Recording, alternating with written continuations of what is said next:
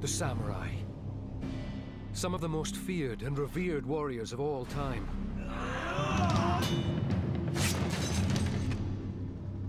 Now, remains from samurai mass graves are casting an extraordinary new light on these legendary fighters.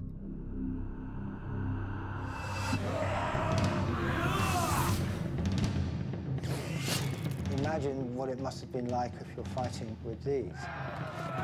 Men were being cut down among the smoke and the flames. The arrows probably penetrated into the brain matter, so that's a lethal injury.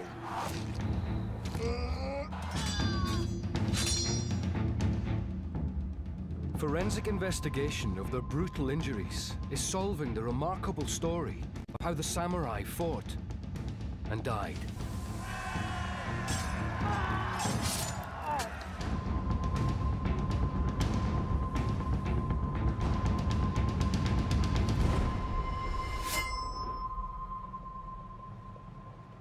"48 kilometers south of Tokyo lies the coastal town of Kamakura. Here, 15 years ago, bulldozers digging the foundations for a car park make an astonishing discovery.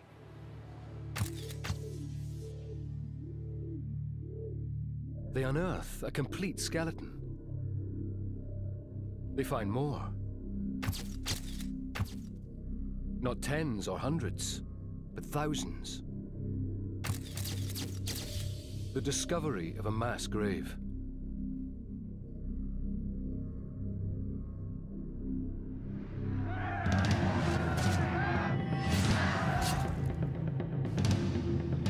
It looks like the site of a great battle or massacre. Scientists at St. Mariana University School of Medicine near Tokyo examine skeletons from the mass graves. 体数としてはもう3000体以上で、でもすごい傷を負ってる人骨はいくつか出てます。Mick Wazocki, a world expert on battle-scarred skeletons, joins the investigation. The big questions: what happened to these bones and why? At the moment, as far as I know, these injuries are unique to Japanese medieval skeletons. I haven't seen any similar kind of sharp force trauma in a similar location. Neither have my Japanese colleagues. This skeleton exhibits cut marks 1, 2, 3. From behind? Behind. Some very strange cut marks. Yes. Finish them off. Finish.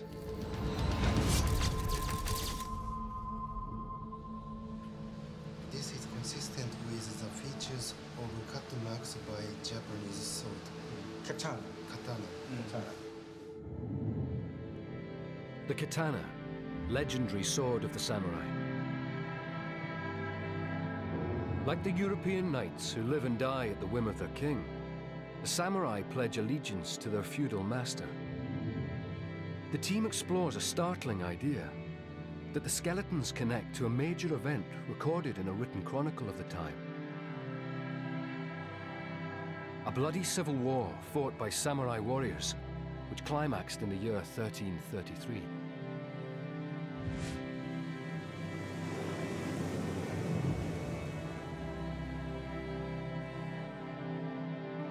On one side, based in Kamakura, the shogunate, a military dictatorship headed by the Hojo family. On the other side, based in Kyoto, Emperor Go-Daigo, a man hell-bent on destroying the Hojo dictatorship and restoring imperial power to the nation. Since the time of the first shogun of Japan, the military dictator, the emperors had been relegated to being mere figureheads. They were effectively religious figures, but had no real power. Emperor Go-Daigo changed all that. He was young, he was vigorous, he was brave, he was well trained in the martial arts.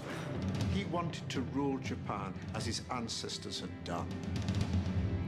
In the year 1333, these two rival powers clash with the utmost brutality.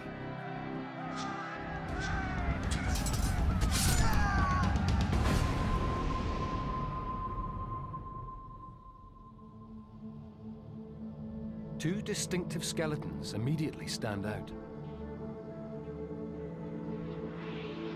The experts believe the location of these skeletons in the mass graves indicates when they die. Locked in an intimate embrace, this enigmatic couple lie on the fringes of the mass grave. That suggests they perish in the first stages of the war. This is a very evocative assemblage. What we have here are two skeletons that were buried together in one grave. This individual's bones are much more slender.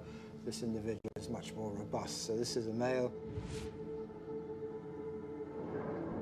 and this is a female.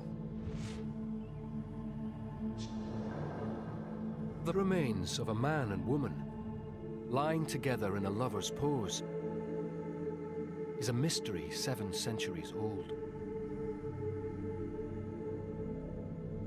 We've also been able to determine that they're both of similar age, probably between the age of 25 to 35. Possibly they died pretty much at the same time, perhaps side by side.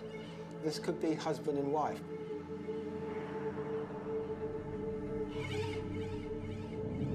The wound marks on both skeletons match the unique style of a samurai sword fight.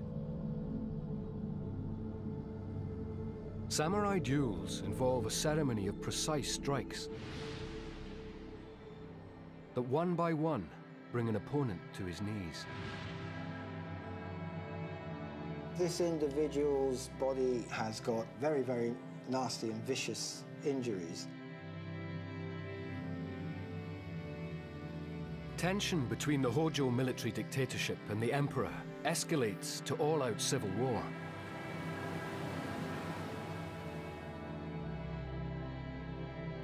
This Hojo samurai, his wife, and most probably their child, live outside the Kamakura stronghold. Without the protection of the city's walls, they're exposed to attack. Historian Tom Conlon uncovers contemporary illustrations that show the threat they face. This image shows a night attack, and I think what's remarkable about this is because you see a depiction of a very intense encounter forcibly entering the house and attacking this family.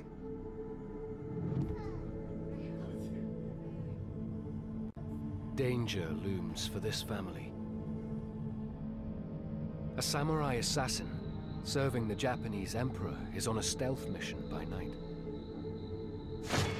camouflaging himself in the black armor of the Hojo themselves.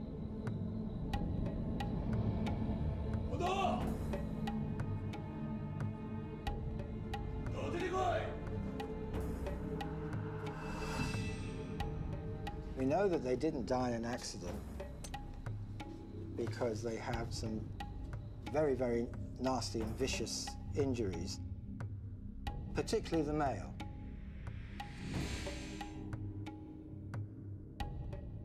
The ritual of a samurai sword duel begins.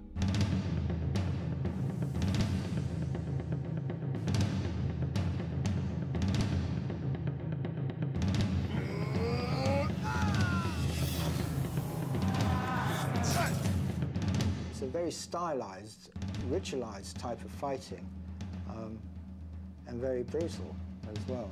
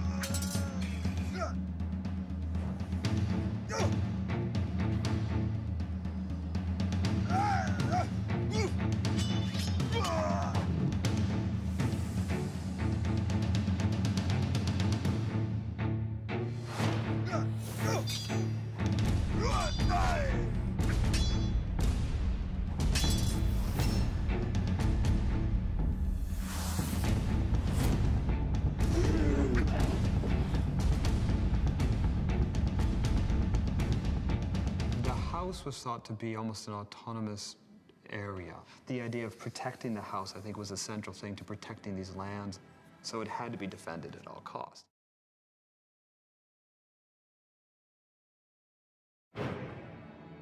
Fighting to protect his family, this man's duel is an opening skirmish in a war for the future soul of Japan.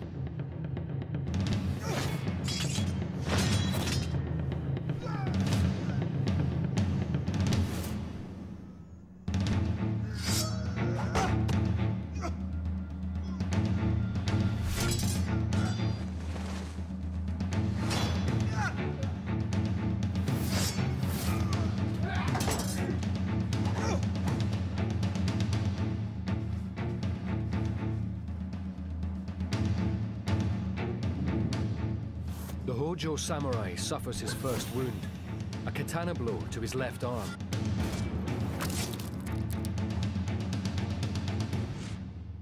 This bone is known as the radius. It's the bone that runs along this part of the arm and joins into the thumb. And he has a series of very deep gashes. This is sharp force trauma inflicted by a sword, and these are very heavy blows that have cut through soft tissue and spliced into the bone. Cutting through the Hojo samurai's arm and deep into his bone.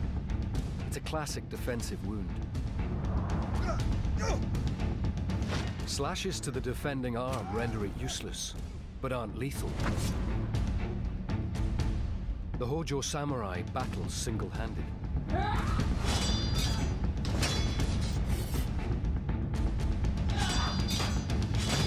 His opponent weakened.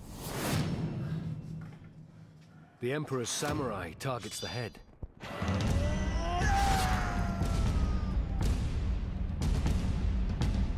This looks what I'd call overkill. You can see here a series of cut marks. He's had a number of blows to the top of the head, which again was part of the fighting style. It was quite common to rain blows onto the head. Again, none of these are going to be killing blows. They're going to cause a lot. They're causing a lot of damage. There's little bits of bone flying out as you're being struck. You know, you can be pretty concussed. Blood is going to be pouring down, but that's not necessarily going to be lethal.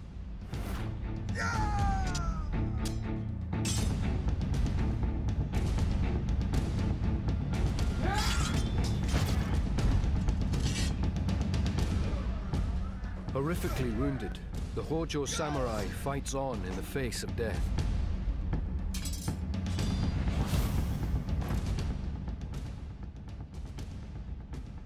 Forensic archaeologist Mick Wazocki focuses on the blows that end the samurai lord's life.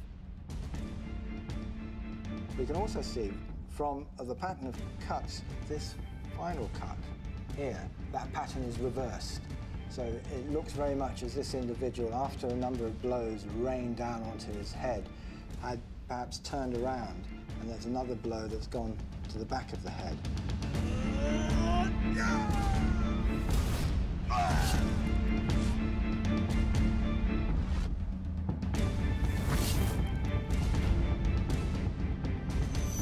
These kind of blows can slice through the skull and into the brain tissue.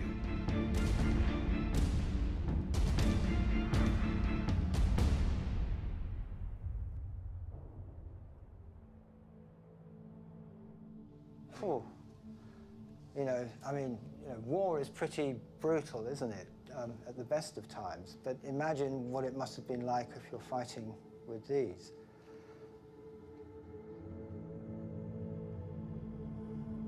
The forensic examination of the Hojo samurai's skeleton exposes a cruel truth about his death. There's very little ante-mortem trauma. We would expect, if these were hardened soldiers who were paid to fight and fight and fight again, that many of them would have been through a number of battles, they would have had injuries which would have healed. So this looks much more like these were perhaps quite ordinary people who were then called to fight in a very desperate situation.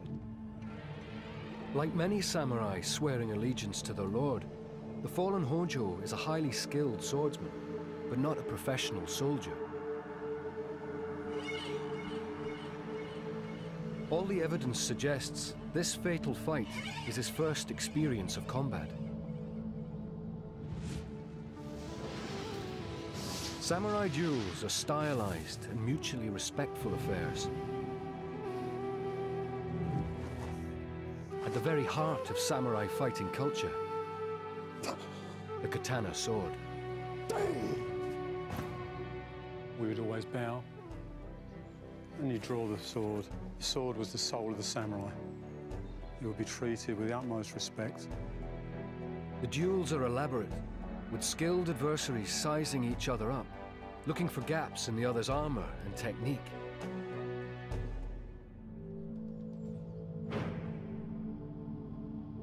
As a strike comes in, I deflect once, and he's so fast he moves back into position and strikes again, which I deflect.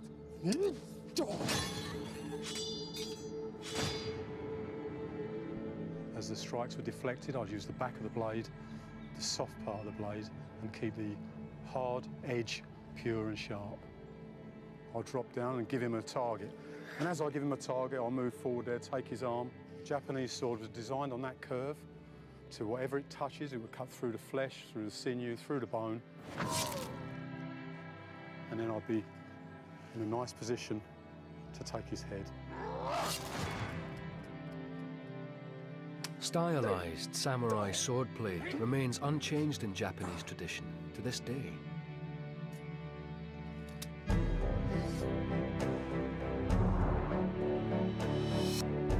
"700 years ago, the precision engineering of the samurai katana is light years ahead of any other bladed weapon in the world.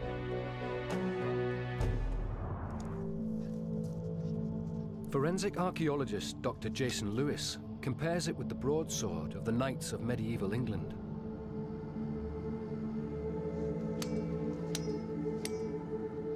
So here we see something that's quite characteristic with the European broadsword, which is having a very wide and shallow wall to the cut mark and producing very large flakes that come off. And there, as expected, the broadsword broke the bone in two. The blade is heavy enough and thick enough that it produces blunt force trauma and is strong enough to break a cow's thigh bone. Lewis now wields the far lighter and more controllable katana. So as we can see here, the marks are very long. The walls are much straighter because the force of the katana blade is being directed directly into the bone.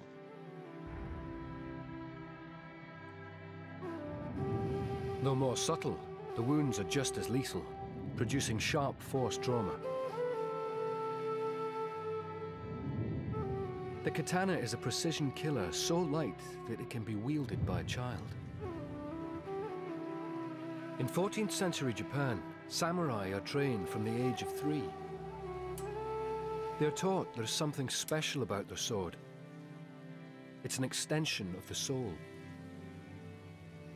刀の中に神様の霊が宿って、それで自分の身を守ってくれる。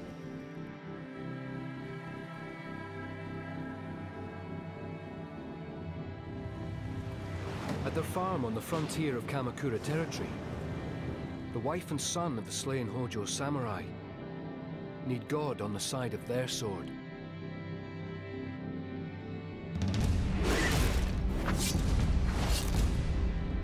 The Emperor's samurai remains hell-bent on destruction. It's now kill or be killed for the widow.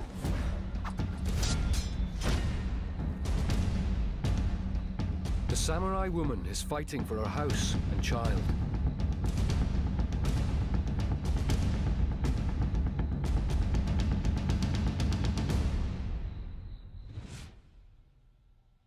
The female individual has had 2 blows to her head as well. Perhaps this woman was also fighting to defend her husband or defend the family or the homestead. Terrible injuries to the widow's skeleton reveal she too duels with the Emperor's assassin. proof of a brutal equality of the sexes in medieval Japan. Women must fight. One of the great untold stories of Japanese history is the involvement in war of women. There aren't that many references, but the ones that are indicate that when the chips were down, the samurai women would fight every bit as bravely as men. There was not the gender distinction that women were thought to be as civilians or non-combatants. If you were part of this warrior family, I believe that both men and women were in some ways almost equals. They may not have been motivated in the same way by the loyalty to the clan or to the shogun, but they were defending their homes. And all women in Japan of the samurai class were trained in the use of weapons just in case. With her husband dead, the samurai woman takes up the fight.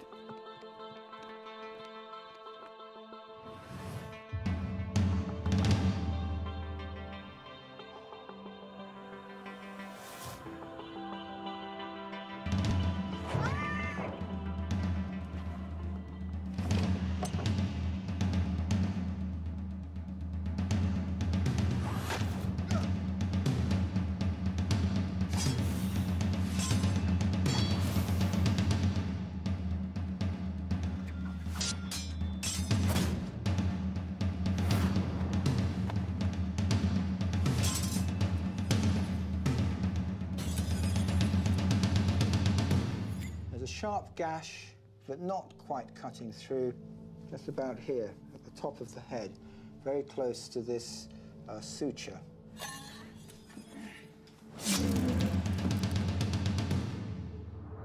And another very deep gash here on the occipital bone. There's no healing at all, so we know that these blows happened very shortly before they died. So there's every intent to destroy these people.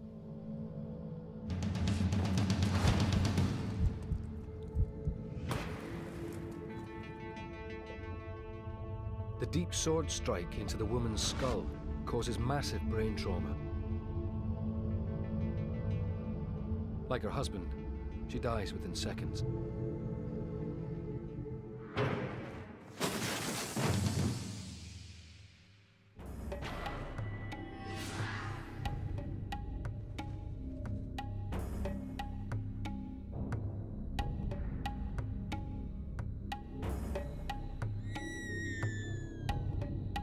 The death of this family, and others like them, marks the beginning of a bloody war.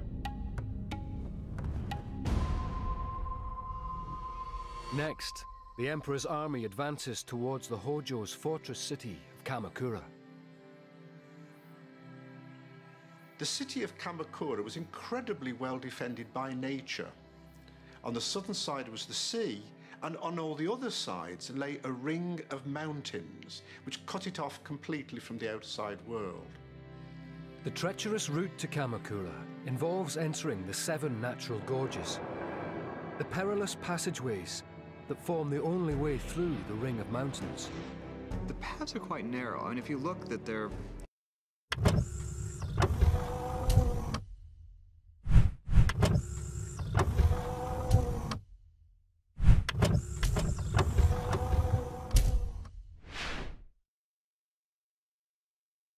we would call it just like a hiking path. And you see that they're coming through a gorge, and you could have warriors that would be above there shooting down at them. The Battle of the Gorges is about to begin. This skeleton appears to be an early casualty. Buried alone, but close to a mass of bodies in the war grave, scientists believe this man dies as the civil war intensifies. This is a very interesting skeleton, very enigmatic skeleton, buried in a single grave on his own. So that could suggest that there is something a little bit special about him. We know that he's broken his leg when he was much younger. We can see that in this tibia. There's quite a lot of curvature to it there. It's then healed. It caused this slight distortion of the bone. This bone is also significantly shorter than his left tibia, So he would have had a limp as he was walking.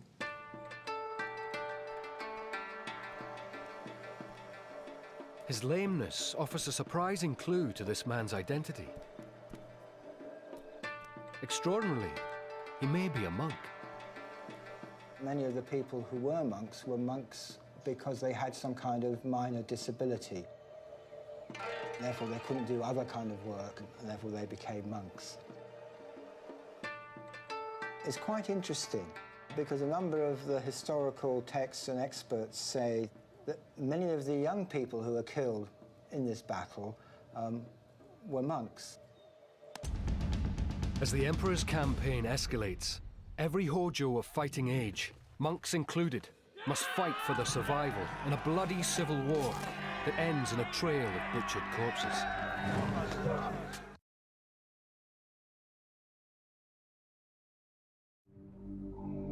Scientists examine a skeleton that suggests samurai monks are caught up in the heat of battle.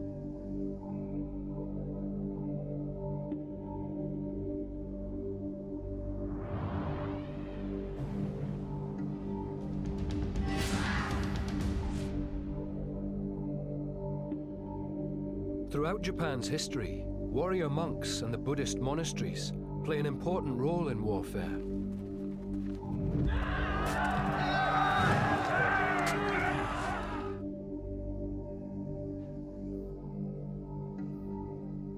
The written histories of the time refer to monks casting battle spells. What's very interesting is there's the mindset of the time, which was that what causes victory in battle in a lot of ways was certain kinds of spells or maledictions or curses or whatever were thought to be very instrumental. They would call down the wrath of the gods upon their enemies to bring them defeat, and that may well have produced some effect on the imperial powers, who were frightened that they were taking on these strange demonic spiritual powers in addition to men who were armed with swords and spears. The first crucial military act would be, in a lot of ways, to start having these curses, and they'd be performed for weeks.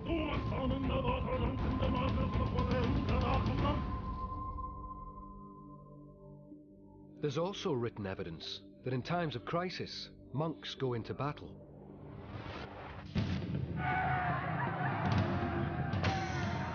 In 1333, there's one temple in particular where they dispatched a force of monks to actually fight. They were the ones that were enacting this original curse, as it were. In the critical Battle of the Gorges, the Hojo need every man who can fight, monks included. The battle is fought not just with samurai swords. The uneven terrain is ideal for ambush from above, with Hojo samurai firing arrows at the Emperor's encroaching forces.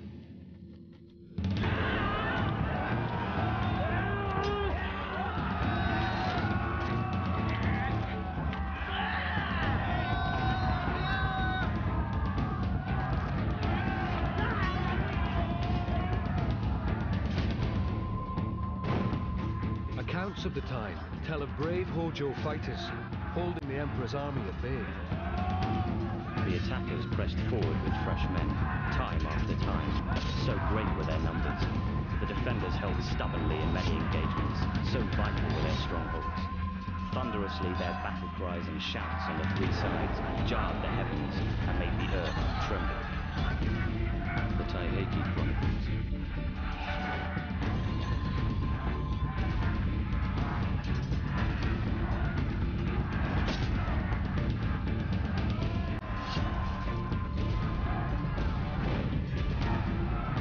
Pressing home their advantage, the Hojo warriors leave themselves vulnerable to attack from the Emperor's own archers.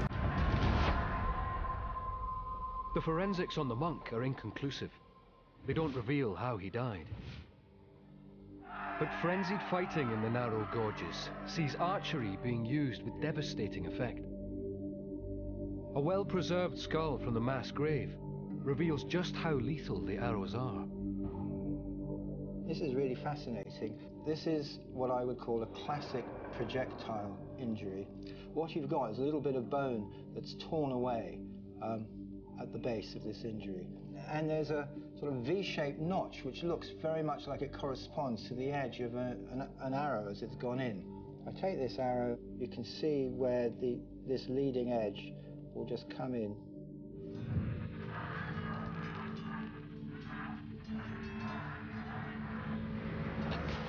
And it's actually come in this direction. This samurai may perhaps, move it, trying to even dodge the arrow, so it's come in at an angle rather than coming in at 90 degrees.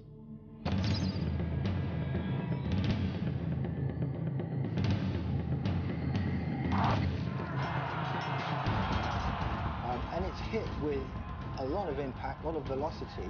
It's gone straight through the bone, and the arrow has probably penetrated into the brain matter, so that's a lethal injury. He's not going to get up and walk away after he's had that.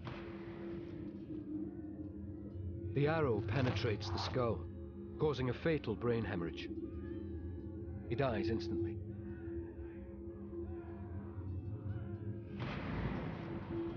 But his death is not in vain. The Emperor's army fails to break through the gorges. But there is one further way to strike at the heart of Hojo territory.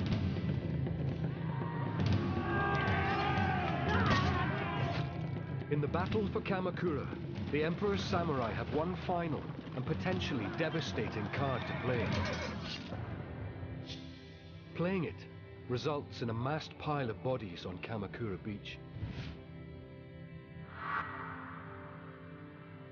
One skeleton attracts particular attention. This skull has got two injuries. There's a very deep gash running along the top of his head.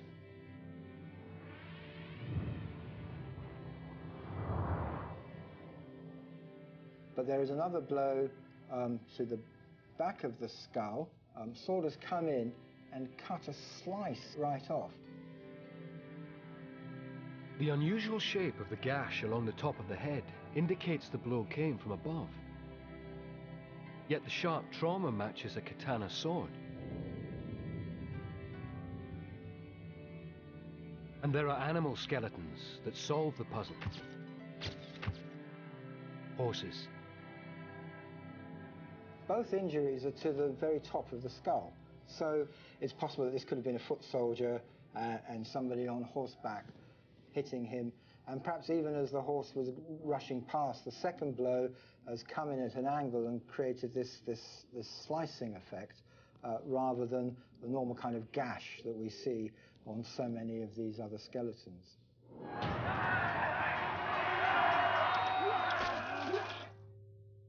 The injury to the top of his skull has all the characteristics of a samurai katana blade cut. It's got the length that's consistent with the length of the blade, coming in at an angle there.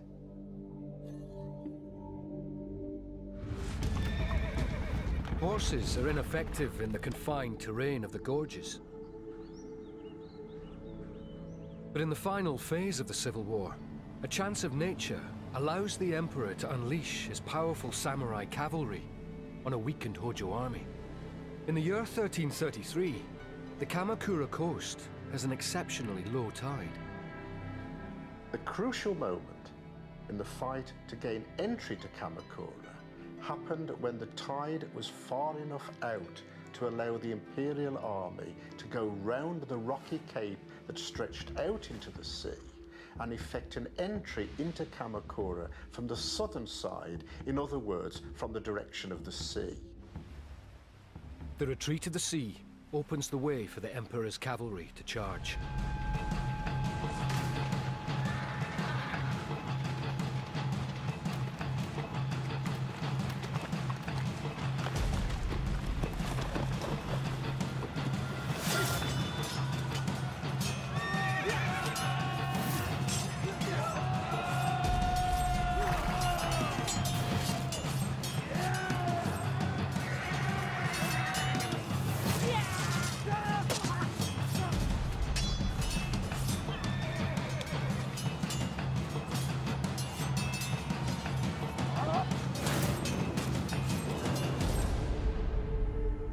The sheer number of Hojo war dead confirms the battle turns into a massacre.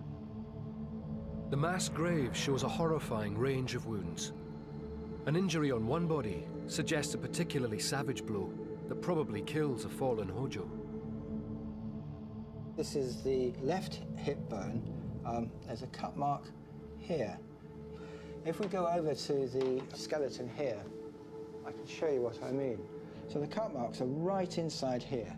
We can see that the angle is actually coming in from above. So it seems likely that he was lying on the ground and somebody was going past and just making sure that they were dead. The katana blade, thrust through the abdomen, strikes the hip bone, causing massive internal hemorrhaging. This Hojo samurai bleeds to death in minutes. It may well be some kind of coup de grace, which was routinely given to injured warriors as they were on the ground.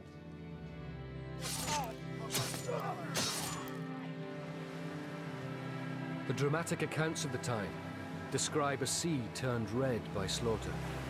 Assuredly was this a battle to decide great things, one such as would make it known generation to come whether those who contended were brave or cowardly. The Taiheki Chronicles. More skeletons from another mass grave reveal how brutal the final slaughter becomes.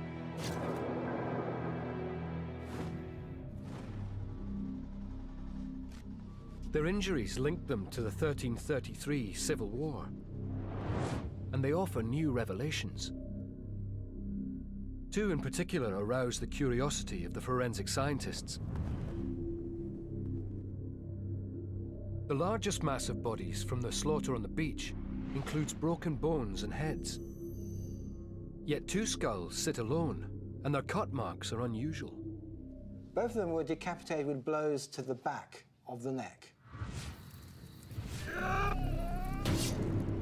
We know that he's decapitated because we can see here on this third cervical vertebra, there's a cut right through the body. It's very smooth, there's a very clear straight line. You can see that some sharp instrument, very likely a sword, has come through at an angle.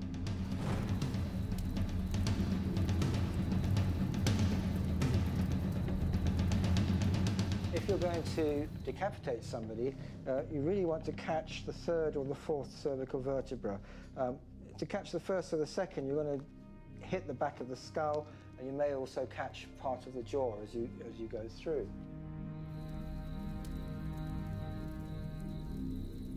In the individual that we're just talking about, the blade has come through from the back at an angle and has cut the third cervical vertebra, but sliced that off as it's come through. That's classic decapitation. Perhaps the person may have been alive, may have been captured, may have been down on his knees with the head bent down, so that the sword can come in and very cleanly decapitate.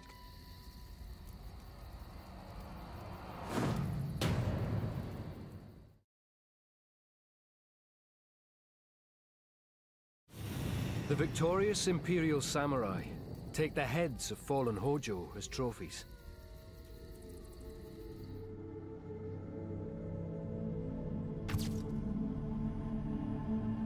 This macabre battle rite leaves more than 500 beheaded skeletons buried in the mass graves. The best way to prove that you've disabled an enemy is to bring back their head. Because if you have the enemy's head, then you can prove that this person is dead. The two decapitated skulls under examination, however, lie separate from the mass of broken bodies.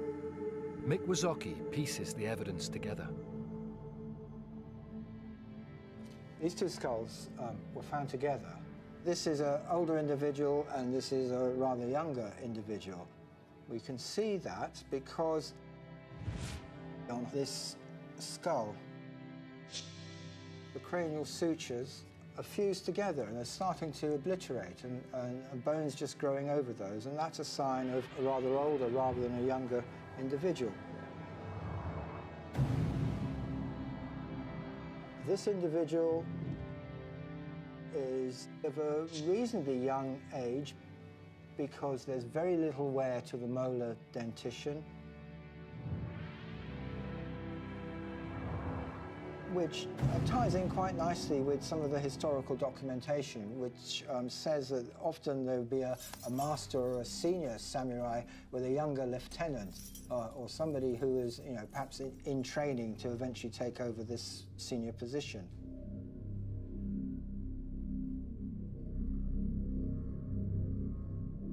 The condition of their skulls offers the next vital clue to their identities. It's been written that because people got credit for bringing in trophy skulls, that sometimes they would get skulls of people who weren't particularly prominent, and then they'd mutilate the face so you couldn't be able to recognize it. But there's no sense of mutilation here, so these may actually be very famous samurai. As defeated Hojo samurai of high status, they attract special attention from the emperor's victorious army.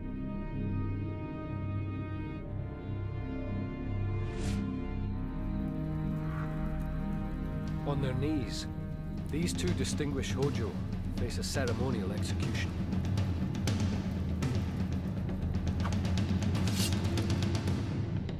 The single blow of a formal beheading severs the spinal cord. Death is instant.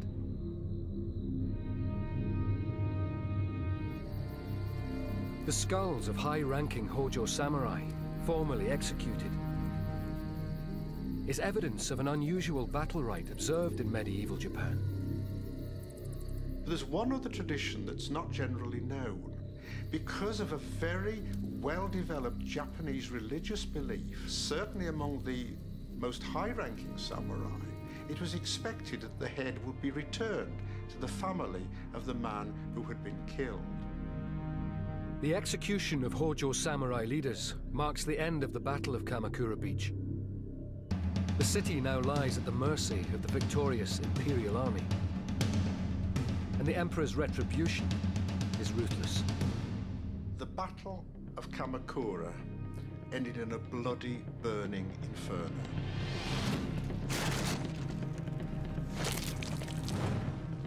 Almost the entire city was alight. Fighting was going on everywhere. Men were being cut down among the smoke and the flames. Those Hojo not slain in battle or massacred in the pillaging of the city flee to the hills. So, at the end of the Battle of Kamakura, the Hojo family withdrew to the mountains round the edge of Kamakura, and there committed the largest act of mass suicide in Japanese history. As Kamakura burns, hundreds of Hojo embrace the samurai code and take the only honorable way out.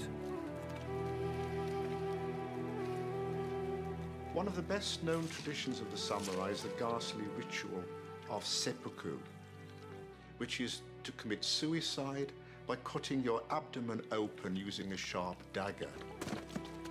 This was well entrenched in samurai history, and an example that every samurai knew he would have to follow in order to save his honor when he had been defeated in battle and death was certain.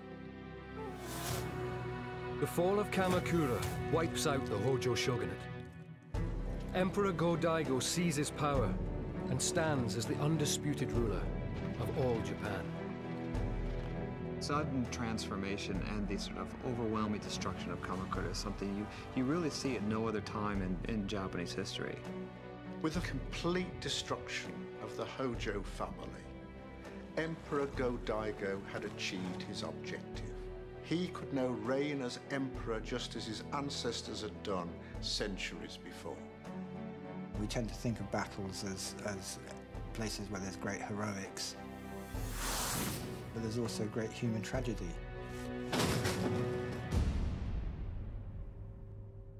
All these types of injuries to ancient skeletons, it just reminds us what a very brutal and savage place the world used to be.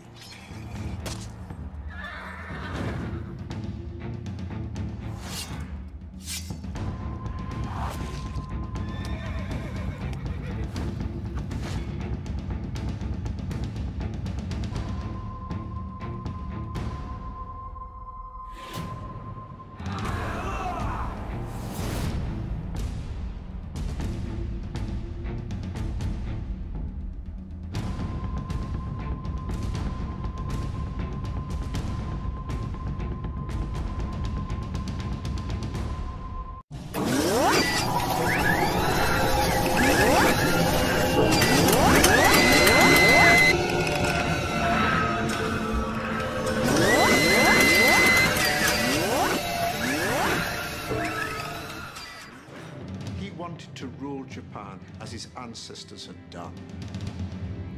In the year 1333, these two rival powers clash with the utmost brutality.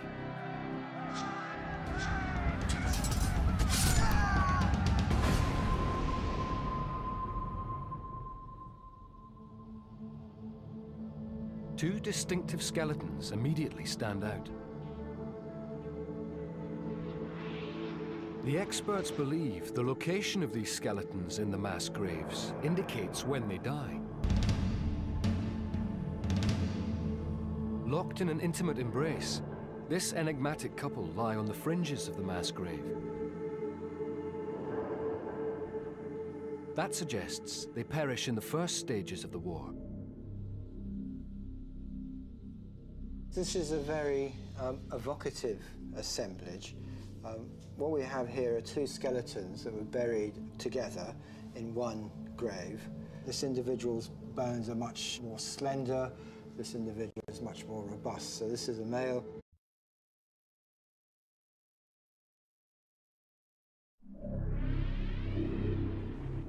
The samurai. Some of the most feared and revered warriors of all time.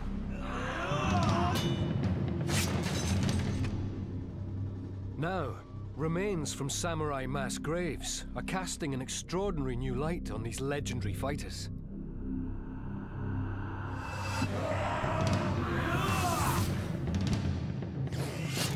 Imagine what it must have been like if you're fighting with these. Men were being cut down among the smoke and the flames. The arrows probably penetrated into the brain matter, so that's a lethal injury.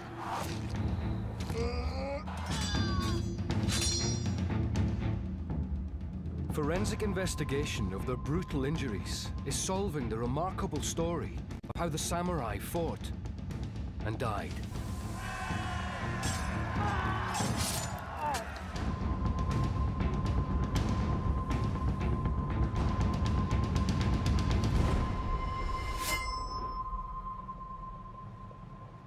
"48 kilometers south of Tokyo lies the coastal town of Kamakura. Here, 15 years ago, bulldozers digging the foundations for a car park make an astonishing discovery.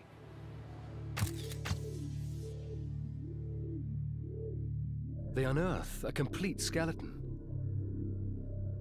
They find more. Not tens or hundreds, but thousands. The discovery of a mass grave.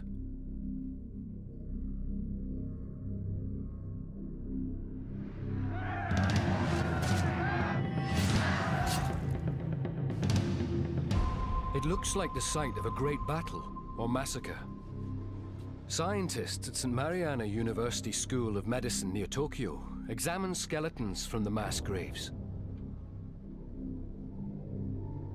体数としてはもう3000体以上で、でもすごい傷を負ってる人骨はいくつか。 The team explores a startling idea that the skeletons connect to a major event recorded in a written chronicle of the time. A bloody civil war fought by samurai warriors, which climaxed in the year 1333.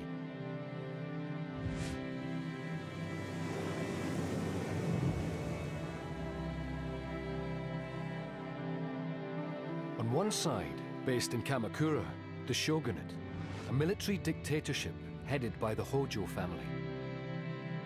On the other side, based in Kyoto, Emperor Go-Daigo, a man hell-bent on destroying the Hojo dictatorship and restoring imperial power to the nation. Since the time of the first shogun of Japan, the military dictator, the emperors had been relegated to being mere figureheads. They were effectively religious figures, but had no real power. Emperor Go-Daigo changed all that.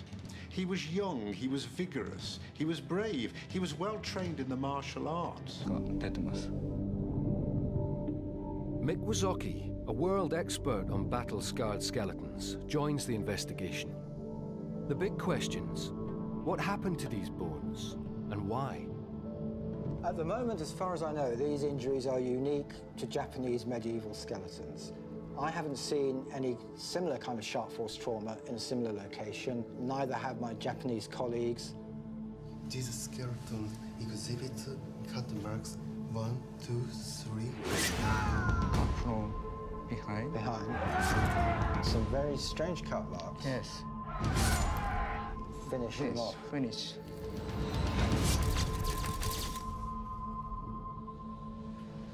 This is consistent with the features of cut marks by Japanese sword. Katana. Katana. Katana. The katana, legendary sword of the samurai. Like the European knights who live and die at the whim of their king, the samurai pledge allegiance to their feudal master.